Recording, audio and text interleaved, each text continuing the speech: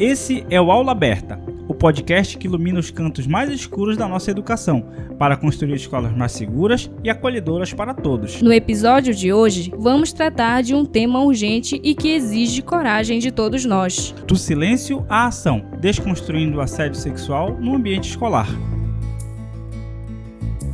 Muito mais do que um desvio de comportamento, o assédio sexual é uma violência que deixa marcas profundas, cala sonhos e perturba o direito fundamental de aprender e conviver. Mas como romper com esse silêncio? Como identificar os sinais? E, mais importante, como agir? Para nos guiar nessa conversa necessária, temos 4 vozes fundamentais que vivem o ambiente escolar em diferentes perspectivas.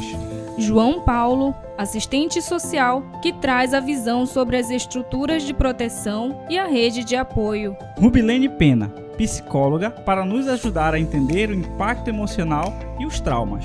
Cristiana Ferreira, auxiliar de serviços gerais, com um olhar único e muitas vezes essencial dos corredores, pátios e cantinas. E Aiden Rubens, professor que está na linha de frente na sala de aula e da relação com os alunos. Vamos juntos abrir essa aula. João Paulo, muito obrigado por aceitar nosso convite para o nosso podcast. E para a gente começar, a minha primeira pergunta é a seguinte: qual a definição de assédio sexual no ambiente escolar? É assim, né? Eu vi que tu falou assédio, né? O assédio, ele nada mais é do que um tipo de violência sexual, né? Entre os vários e vários que acontecem. Não só no ambiente escolar, mas fora dele, né? Então, assim, começando sobre a violência sexual, né? Essa violência sexual, né, que a gente costuma ver na escola, ela é um reflexo do que acontece fora dela. Mas tem uma questão bem importante que é bom a gente falar em relação à instituição escola, né? Na verdade, a escola, ela é um ambiente onde acontecem, né, os vínculos, né, eles vão, né, além da família, né, ele é o segundo espaço, né, onde tem esse convívio social, vamos dizer assim, né? Então, muitas das vezes a gente consegue identificar na escola esse tipo de violência. Por quê? Porque ele está fora do ambiente familiar, vamos dizer assim, né? E logo te adiantando que a violência sexual contra crianças e adolescentes, né, que a gente identifica nas escolas, elas acontecem dentro de casa na sua maioria das vezes. Essa violência sexual, né, muita gente ainda pensa, né, quando a gente fala em violência sexual, que ela tem a ver só com o contato físico, né, com a violência física, né, propriamente dita, né, com o estupro, vamos dizer assim, né, que muita gente fala, né. Mas ele pode acontecer de várias formas, não só com o contato físico, né. Pode ser de forma de piadinha, né, o próprio assédio, né, como a gente está falando, né, aquele cochicho no ouvidinho, sabe, aquela cantada, entendeu, aquela passada de mão maliciosa que tem, né, e até a violência física mesmo, né, forçar aquele contato físico, né. Dando prosseguimento, eu gostaria de saber quais são as formas de assédio sexual mais comuns nas escolas. Em relação à violência sexual, né, ao abuso sexual, vamos falar assim. Quando ele acontece dentro da escola, ele tem muito a ver com o bullying, né, dentro da escola, né. O que a gente mais vê é o bullying sexual, que também é uma forma de bullying, né. Sempre quando eu falo com os alunos, né, sobre essa temática do bullying, né, eu sempre relaciono, para eles compreenderem, né, eu sempre relaciono a Lei Maria da Penha, né, que tem as formas de violência, né, contra a mulher, que tem a física, patrimonial, moral, sexual, psicológica, enfim. Aí eu também comparo o bullying, né, e faço essa comparação com eles. Então o bullying sexual, né, ele tem a ver com essa violência sexual. E qual é esse bullying sexual, né? Ele, infelizmente, né, as meninas são as principais vítimas, né? Aquilo que eu já falei no começo, aquelas cantadas, entendeu? Aquelas piadinhas, né? Dá até pra gente comparar aquelas pichações no banheiro também, que normalmente envolvem, né, o órgão sexual, entendeu? De meninas, o nome, xingamentos, entendeu? Então, isso a gente vê muito na escola. Como eu falei que as meninas, né, elas são as principais vítimas, né, já teve situações em que aconteceram relatos espontâneos dentro da escola mesmo. E não foi só uma, foram várias. Situações em que os pais, né, chegam, né, falam com a direção chega, fala com a gente e tudo mais. Esses principais formas, né, tem a ver com bullying, entendeu? É o bullying sexual, né, que a gente mais vê dentro da escola. Quais as medidas que a escola deve tomar para prevenir e punir as situações de assédio sexual? É assim, né? Ela não trabalha com punição, a escola, né? O que ela faz, né? Ela tem que saber muito bem o seu papel. Muito bem o seu papel. Ela tem que entender, né, que ela faz parte da rede de proteção. Né, que a escola é muito além do ensinar, é muito além do professor em sala de aula, é muito além do ler e escrever. Entendeu? Então, o que a gente vê, né, que falta bastante, não só aqui no nosso município, mas de forma geral, né? É a escola, né? Entender a educação, né? Ensinar as nossas crianças para o mundo, né? Para fazer com que as crianças, né? Formam cidadãos. A escola vem formar cidadãos que compreendam o mundo de forma crítica, né? Não um mundo fantasioso, um mundo de conto de fada, né? Fazendo aqui uma crítica, né? Então, qual é a questão, né? Todos os funcionários, não só direção, não só coordenação, não só professores, mas todos os funcionários, desde merendeiro até porteiro, precisam entender o papel da escola, né? Que lá é um espaço que acontecem as revelações, né? Que se a gente está atento, se a gente ficar, né, atento para os sinais, não é difícil identificar, Mas para isso, né, a gente tem que tratar isso como prioridade.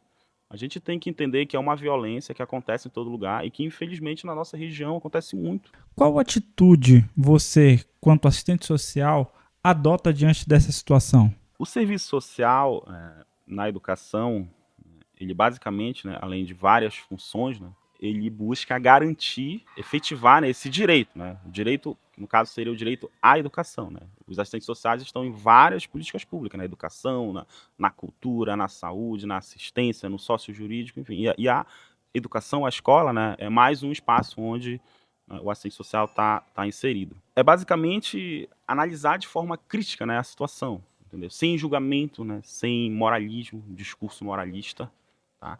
Entender que essa questão de abuso, ela também tem muito a ver, né, tem a ver com o contexto, tá? Então, a gente compreendendo esse contexto, né, fazendo esse devido acolhimento, né, tendo conhecimento da legislação, né, que nos ampara, do ECA, enfim, das demais, a gente evita de cometer muitos dos deslizes que a gente vê por aí, principalmente na escola. Então, esse papel ele é de fazer esse encaminhamento, né, promover campanhas, né, conscientizações, rodas de conversa, abordagem, né, com a família, visitas domiciliares. Você ouviu João Paulo Alves, formado em Serviço Social, atualmente trabalha como assistente social na Secretaria Municipal de Educação do município de Curralhinho. Nossa próxima convidada é a Rubilene Pena. Rubi, como o assédio sexual impacta emocionalmente e psicologicamente professores, alunos e funcionários dentro da escola? Falar de assédio sexual, no geral, já é algo muito impactante, porque a gente vivencia na sociedade como um todo muitas situações que envolvem um machismo estrutural. Então, muitas vezes, os nossos corpos de meninas e mulheres, eles já são hipersexualizados, eles muitas vezes são vistos de forma objetal e a gente aprende desde criança que nós precisamos ter cuidado com o assédio alheio, com o assédio do homem, normalmente, né? O assédio dos outros. Porque também não são só homens que cometem assédio, mas em sua maioria. Então, dados já comprovam que em sua maioria os assediadores são pessoas do sexo masculino, assim como em sua maioria, em todas as estatísticas alarmantes, as vítimas desse tipo de crime são do sexo feminino. Isso em sua maioria. A gente sabe que tem muitos meninos que também são assediados, sobretudo quando a gente trata do ambiente escolar em si.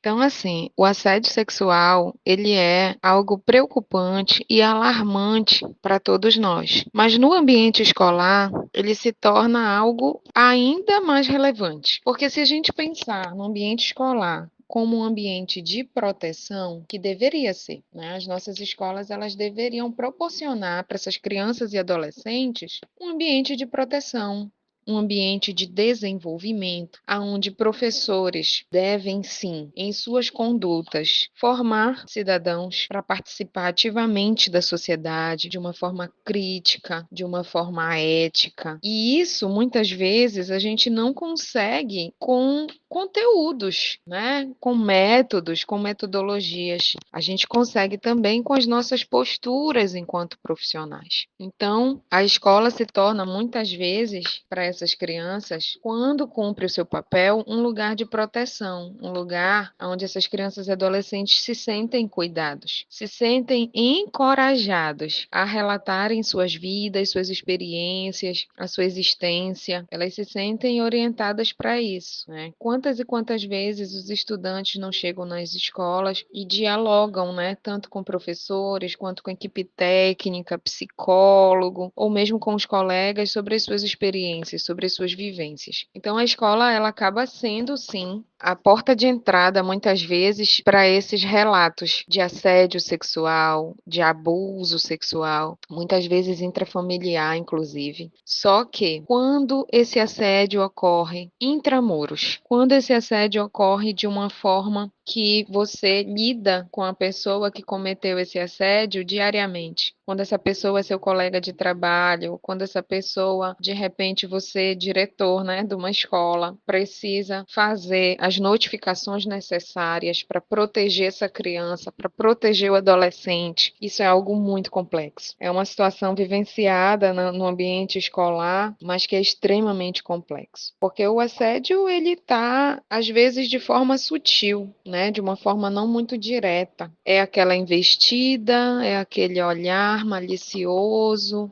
algumas vezes um convite para simplesmente dar uma carona ou sair dali para tomar um sorvete, sendo que existe uma diferença muito grande, né, de você querer ter uma relação de amizade e de ser um assédio. A criança e o adolescente, ela percebe isso de uma forma muito, como é que pode se dizer assim, muito rápida, né? Só que muitas vezes ela é silenciada, porque ela já é silenciada dentro de casa, sobre os seus sentimentos, sobre os seus pensamentos, e quando ocorre, nem sempre essa criança, esse adolescente vai falar.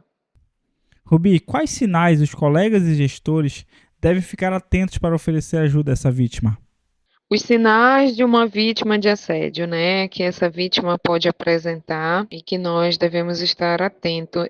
Eu diria que o primeiro sinal de qualquer criança ou adolescente que sofre algum tipo de assédio ou algum tipo de violência sexual como um todo, né, assédio, importunação, abuso, estupro, o primeiro sinal é a perda de confiança em qualquer adulto. Se for um assédio cometido, né, por adultos, e na maioria das vezes é. Então, é uma criança, um adolescente que vai se manter isolado, sem motivo aparente, uma mudança drástica, assim, de comportamento. Muitas vezes aquela criança ou adolescente que era expansivo, que gostava de brincar, de sorrir, ela fica mais fechada ali e silenciosa, extremamente silenciosa num primeiro momento, porque ela deixa de confiar, né? Sobretudo quando esse assédio ou esse abuso vem de algum adulto que era da confiança dela, que era da plena confiança dela. Alguém que vivia à sua volta, que demonstrava carinho. O assédio sexual costuma ser sutil ou oportunista, né? No caso em ambiente de trabalho, geralmente é oportunista, quando é dos pares, né? Mas assim, contra crianças e adolescentes, geralmente é muito sutil, então vem de alguém que essa criança tinha confiança, afeto, muitas vezes, então ela se isola totalmente, fica mais calada, mais introvertida, retraída. Com o passar do tempo, ela passa a apresentar, eu sempre digo assim, geralmente dois caminhos, né? Ou é o evitamento quase que total de contato físico, não gosta de beijo, não gosta de abraço, não gosta de toque. Às vezes só de você tocar, essa criança já tem ali uma reação no corpo muito presente, tá? E também, muitas vezes, ela fica hipersexualizada, que a gente costuma dizer tecnicamente que é uma forma de sofrer menos, é de projetar naquela dor e naquele sofrimento algo como não pode ser tão ruim assim. Eu posso ser objeto de desejo para que não doa tanto. Quando eu não quis ser esse objeto de desejo e acabei sendo de uma forma forçada. Então, esses comportamentos hipersexualizados em crianças e adolescentes também é um sinal de alerta. Não existe criança e adolescente assanhada, né? Bem entre aspas, assim, como A gente ouviu muito tempo esse discurso da sociedade, fulana é assanhada, fulana tem um fogo, né? Bem entre aspas, para minimizar ou menosprezar o sofrimento sobre adultos que assediam a todo momento. Então, hoje temos que ter cuidado com as roupas que a gente veste numa criança ou muitas vezes num púbere, porque o fulaninho ali do canto, ela vai passar e ele vai mexer e ele vai olhar para as partes íntimas e é a criança que tem que se proteger desse pensamento misógino, machista, reitero de novo, entendeu? Você ouviu Rubilene Pena, psicóloga, especialista em clínica, com formação em educação inclusiva, atuante na SEDUC Pará. Nossa próxima convidada é a Cristiana Sampaio. Cristiana, como você enxerga o papel dos funcionários que estão presentes nos mais diversos espaços da escola na identificação da violência sexual? A gente observa, né, eu acho que no sentido de dar uma segurança para muitas crianças, porque quando se observamos a entrada e saída, eles vão no banheiro, a gente observa. A cada momento ali a gente chama uma criança, a gente pergunta o que é que está acontecendo. Quando está pelo corredor, a gente pergunta, né, se tem mais de 2 crianças e tem outras meninas na porta do banheiro, a gente vai lá. A gente vai ver o que é que estão fazendo. Então, nós, como serviços gerais e apoio, a gente começa do porteiro aos serviços gerais. A observação ela é intensa, na entrada, saída e principalmente quando estão no corredor. O nosso papel ali é observar para evitar muitos transtornos em questões a isso. Como funciona a interação entre funcionários e a direção com relação ao assédio sexual? Bom, vamos começar pela observação, né? A gente já presenciou bastante. Tipo assim, a gente vai no banheiro, a gente foi uma vez no banheiro, tinha uma calcinha dentro da descarga. A gente tentou puxar a descarga, não conseguimos. Aí, nesse sentido, aí eu abri a descarga com minhas colegas, a gente viu que tinha uma calcinha. E aí, então, a gente foi lá e chamou a direção para vir observar aquilo ali que estava acontecendo. Só que ninguém sabe de quem era essa calcinha. Era de criança. Aí, o nosso papel nessa questão é a gente observar esses pequenos detalhes que só os serviços gerais e os porteiros que muitas vezes têm esse olhar. E comunicar a direção, para a direção tomar um olhar de atenção mais sentido para aquele lado ali, especificamente para o fundamental menor. Na sua opinião, quais medidas a escola deveria tomar para combater a violência sexual? Bom, primeiro campanhas, né? Elas são perfeitas para fazer isso na escola. Só que os serviços gerais e apoio administrativo, eles têm uma necessidade muito grande de fazer uma formação direcionada para esse sentido aí, de como a gente lidar com essas pequenas situações que se tornam grandes problemas lá na frente.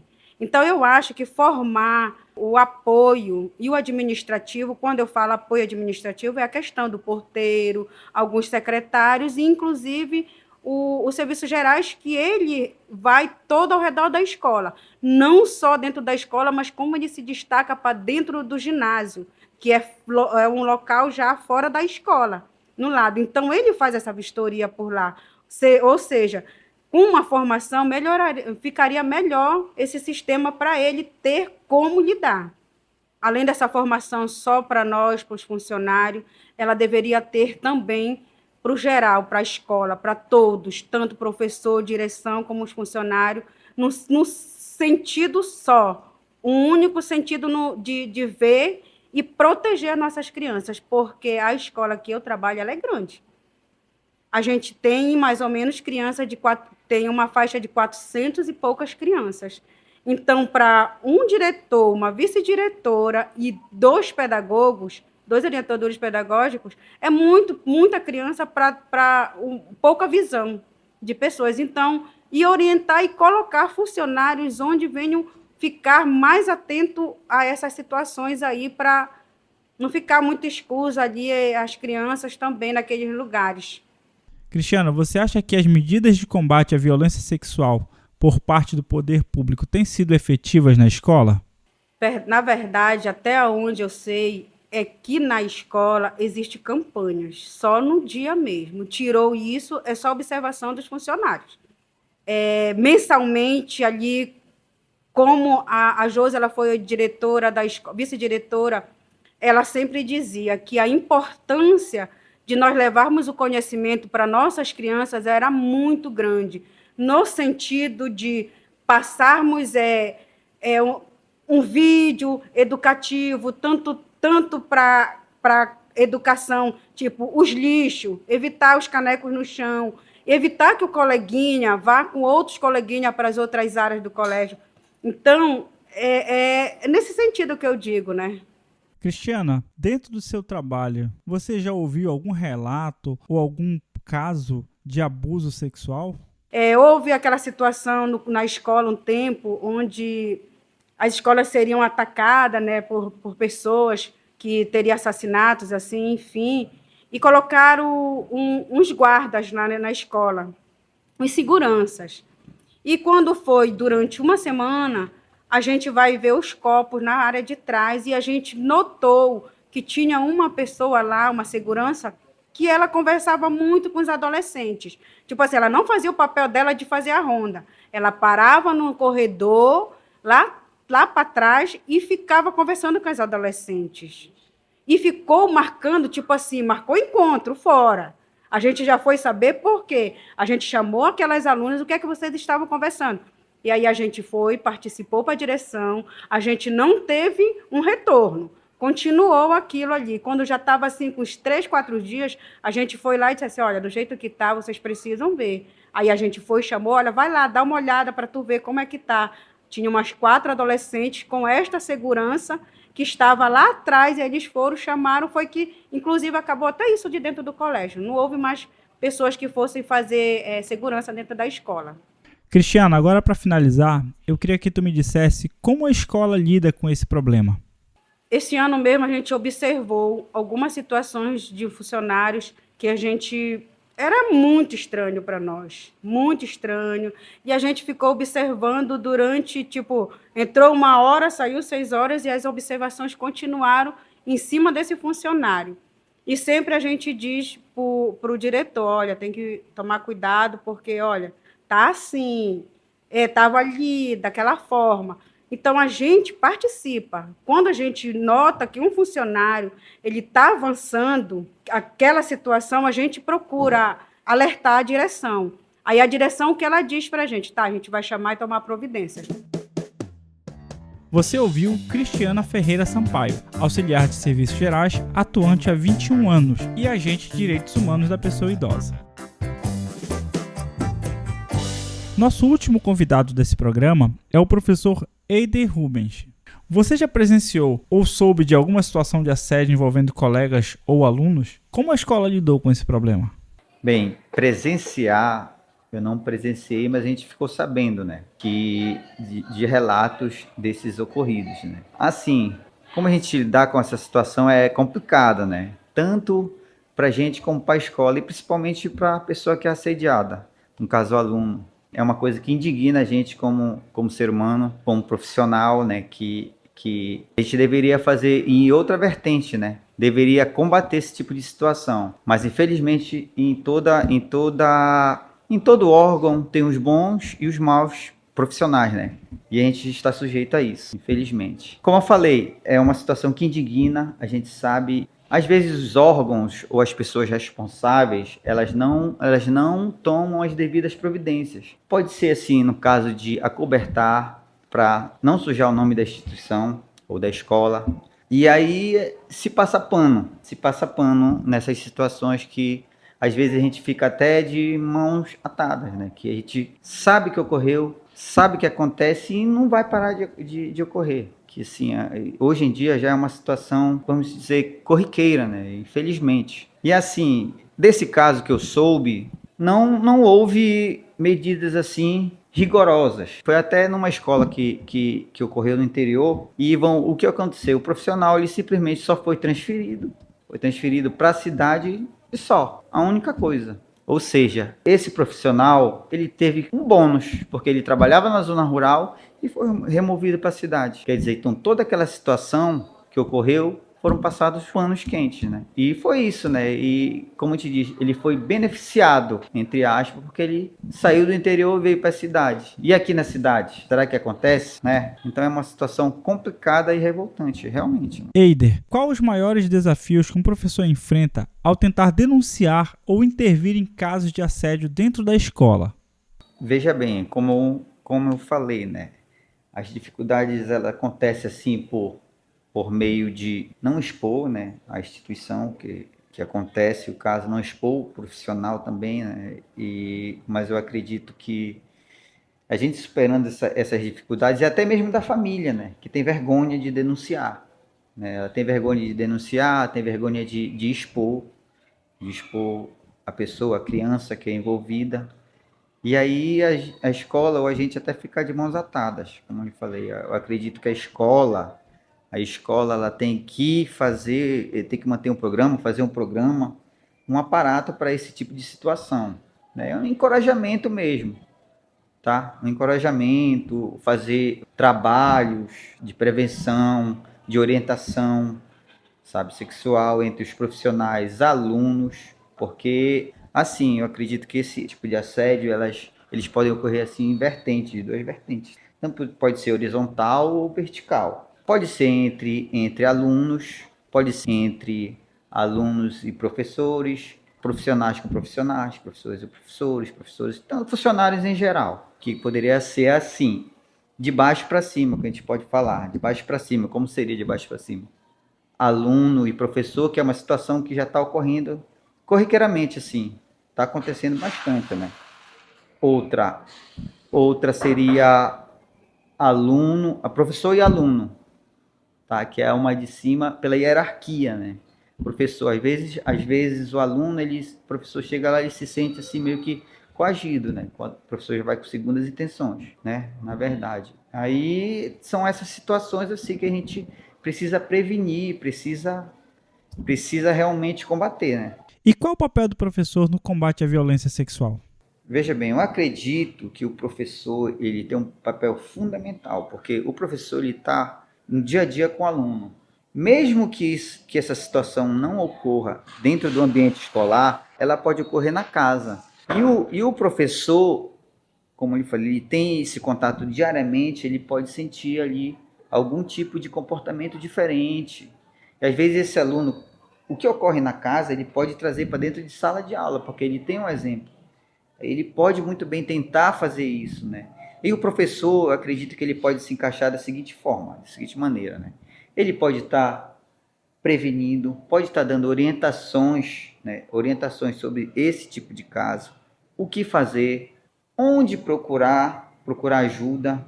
Eu acredito que seria assim esses pontos essenciais, né? Chamar o aluno para conversar, porque às vezes o aluno ele não tem aquela segurança assim com a família de se abrir, né? E às vezes com o professor é diferente, está no dia a dia assim, pega uma confiança e pode se abrir, pode pedir ajuda. Eu acredito que assim o professor ele tem que conquistar a confiança do aluno exatamente para isso, para as dificuldades tentar ajudar, sabe? Das várias maneiras. Quais medidas você acredita que podem ser adotadas pela escola para prevenir a violência sexual de forma mais eficaz? Fazendo um trabalho de conscientização, né, de conscientização e prevenção sobre a sexualidade em geral, dando aparato de profissionais